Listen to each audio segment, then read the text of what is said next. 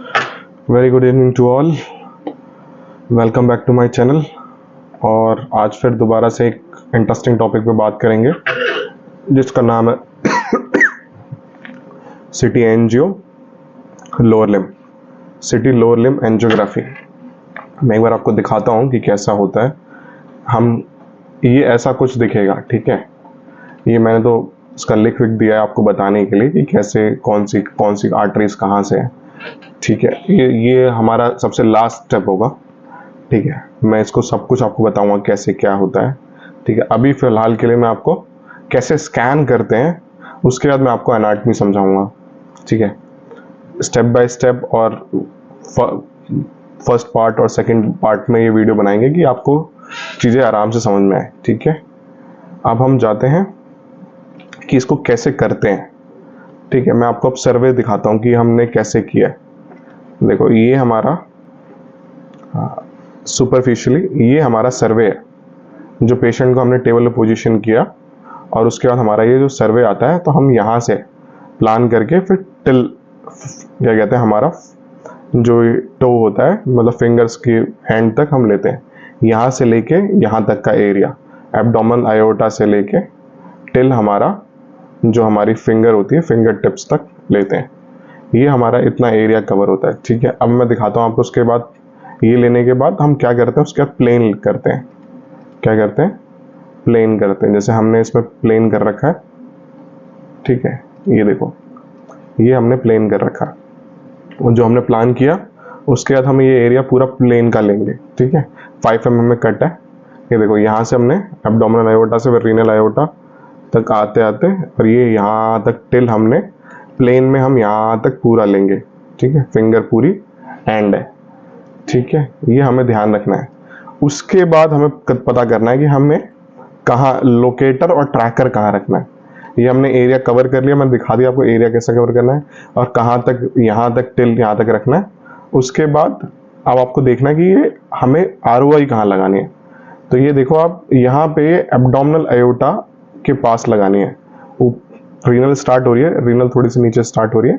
अभी ये abdominal iota का ये है, यहाँ पे हमें लोकेटर लगाना है। लोकेटर और ट्रैकर को हम लगाते हैं यहाँ पे, ठीक है।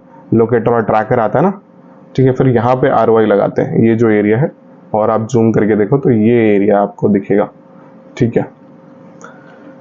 ये उसके बाद हुआ। उसके बाद हम स्टार्ट करते हैं अपना एंजियो।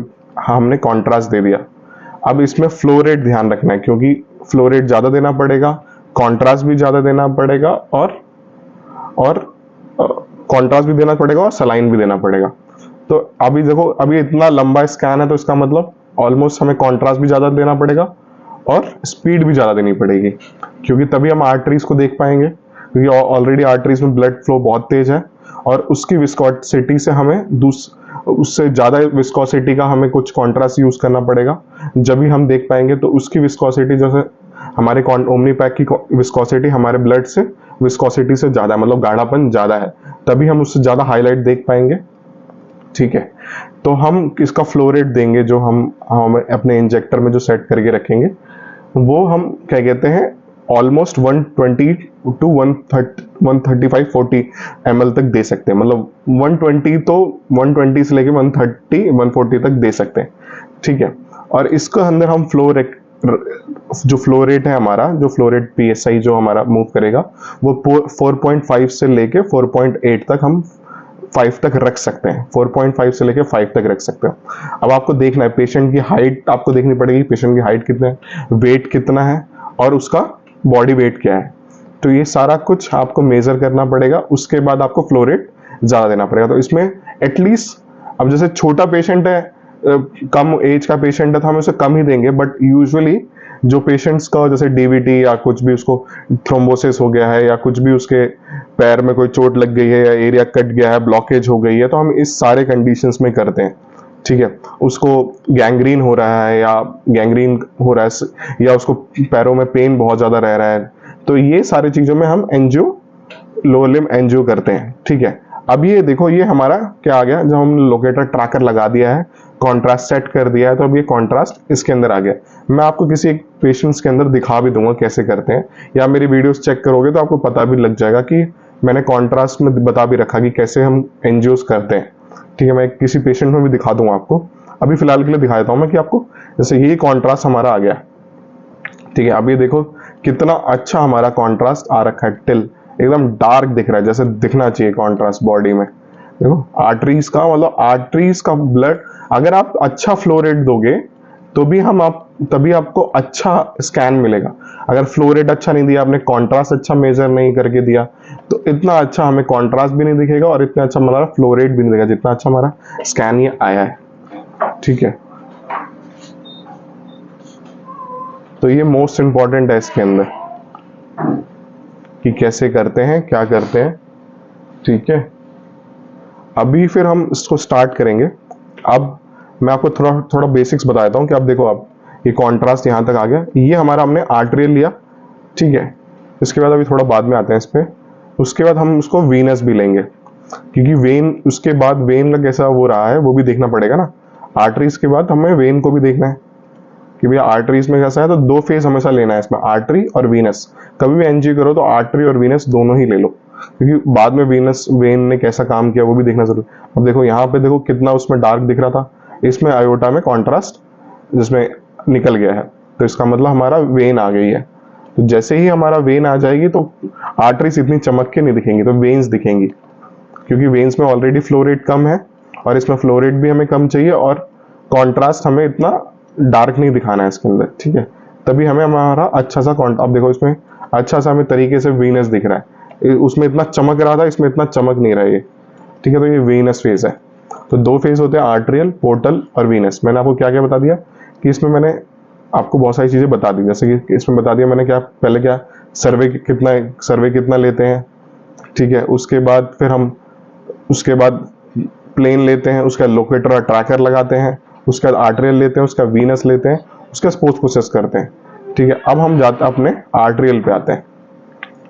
ठीक है, अब आर्टरीज पे हम आएंगे तो हम आर्टरी का अपना खोल लेते हैं, एनजीओ खोल लेते हैं। ठीक है, ये देखो हमारा एनजीओ जो है, ठीक है, खुल गया है हमारा। अब ये देखो, ये देख रहे हो आपको, ये एब्डोमिनल आयोटा है। ठीक है, एब्डोमिनल आयोटा से थोड़ा सा देखो, ये रीनल एनजीओ है, राइट रीनल, लेफ्ट रीनल। ये एनजीओ देख रही है आपको, राइट रीनल, लेफ्ट रीनल। ठीक है, रीनल एनजीओ है। उसके बाद आप देखोगे यहाँ पे ये जो है, ये आपको, ये यहाँ पे देखो आप, ये बाइफर्केशन हो रहा है इसका। ठीक है, बाइफर्केशन हुआ यहाँ से, ये देखो यहाँ बाइफर्केशन हो गया दो अलग लोगों की। ठीक है, तो ये क्या बनाएंगी, अब बाइफर्केशन हुआ तो उसके बाद ये बनेगा, अब उसके बाद ये कॉमन इलियक में चली जाएंगी। ठीक है, अब देखो इसका ये दो बट रही हैं, एक एक्सटर्नल इलियक में बढ़ गई और ये इंटरनल इलियक में बढ़ गई। ठीक है, राइट देखो दिख रहा है, राइट और लेफ्ट में, तो ये एक्सटर्नल और ये इंटरनल। ठीक है, तो अब देखो ये मैं दोबारा से कर दिखाता हूँ आपको। ये हमारा एब्डोमिनल एओर्टा था, एकदम स्टार्टिंग हो रहा है। उसके बाद ये रीनल थी, ये देखो ये रीनल, जो दोनों रीनल्स को सप्लाई दे रही है, देख रहे हो ये दोनों renal, right renal, left renal, ये जो ये रीनल्स दिख रही हैं ये इसमें जा रही है। फिर उसके बाद ये जो हमारा बना, इसके बाद ये बाइफर्केशन होंगी, देखो ये यहाँ से बाइफर्केट हो गई, फिर ये जाके कॉमन इलियक बनाएंगी, कॉमन इलियक्स। ठीक है, ये बाइफर्केशन है, कॉमन इलियक्स हो गई। ठीक है, कॉमन इलियक बोलते हैं। फिर अब ये जो है ये क्या कहता है, एक्सटर्नल इलियक और internal iliacs, external iliac, internal iliac, right external, left external, वैसे सेम मैं आपको, आप राइट और लेफ्ट अपने आप से देख लेना। ठीक है, अभी थोड़ा सा और नीचे आएंगे, थोड़ा और नीचे आएंगे तो हमारा ये फेमोरल में आ गई, फेमोरल से स्टार्ट हो गई। तो इसमें भी देखो दो स्टार्ट हो रही हैं, ये देखो ये दिख रहा है A12 और यहाँ पे भी 1-2।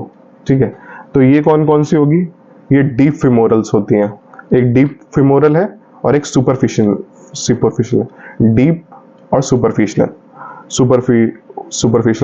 क्या कहते हैं, फेमोरल आर्टरीज। अभी थोड़ा सा और नीचे जाएंगे हम, थोड़ा और नीचे जाएंगे। अभी आपको इसमें इतना नहीं समझ में आ रहा होगा, मैं आपको एकदम जब VRTs दिखाऊंगा तो आपको समझ में आएगा। थोड़ा सा और नीचे आएंगे तो आपको दिखेगा कि एक पॉप्टिलियर बन गई, पॉप्टिलियर फोसा होता है यहाँ पे, देख रहे हैं आपको, ये नी है, नी के इस पे जो जाता है राइट पॉप्टिलियर, लेफ्ट पॉप्टिलियर फोसा से ये निकल गया, ये दिख रहा है आपको, ठीक है। उसके बाद हम और थोड़ा सा नीचे आएंगे पोप्टिलियर फोर्सा से, फिर ये एंटीरियर टीबियर बन गया, राइट एंटीरियर लेफ्ट एंटीरियर। अब इसके बाद देखो अभी ये फिर ये डिवाइड हो गया, ये देखो एक और आ गई, तो इसको कहते हैं टीबियो पेरिनोल ट्रंक बोलते हैं, ठीक है। उसके बाद उधर अभी थोड़ा सा एक और आ गई, प्रीनोनल आ गई, ठीक है। फिर ये आ गई, फिर एक और आ गई पोस्टीरियर, ठीक है, पोस्टीरियर टीबियल आर्टरी आ गई, ठीक है। पोस्टीरियर टीबियल आर्टरी, प्रीनोनल और टीबियो फेमोरल ट्रंक, ठीक है। अब और नीचे जाते जाओ, ये हमारा फुटल आ गया, ठीक है। फुटल्स मतलब जो फुट्स को हमारा जो सप्लाई दे रहा है, ठीक है। ये मेन यही रहता है, ठीक है। तो आपको स्कैन का तो पता चल गया कि स्कैन कैसे करते हैं, इसको उनको कैसे लेते हैं, थोड़ी बहुत एनाटॉमी पता चल गई। अब मैं आपको इसको पोस्ट प्रोसेस दिखाऊंगा नेक्स्ट वीडियोस में, ठीक है। Thank you for watching this video. कोई डाउट्स रहे, अब इसके अंदर कुछ भी डाउट रहा होगा इसके रिगार्डिंग कि कैसे क्या हुआ है, कैसे मैंने इसको किया है, और कैसे और भी कुछ भी ऐसा डाउट रहा होगा फ्लो रेट के रिगार्डिंग या कुछ भी, तो आप मुझसे पूछना नेक्स्ट वीडियोस में, या किसी भी इसके कमेंट सेक्शन में पूछ लेना, मैं आपको बता दूंगा, ठीक है। Thank you very much for watching this video.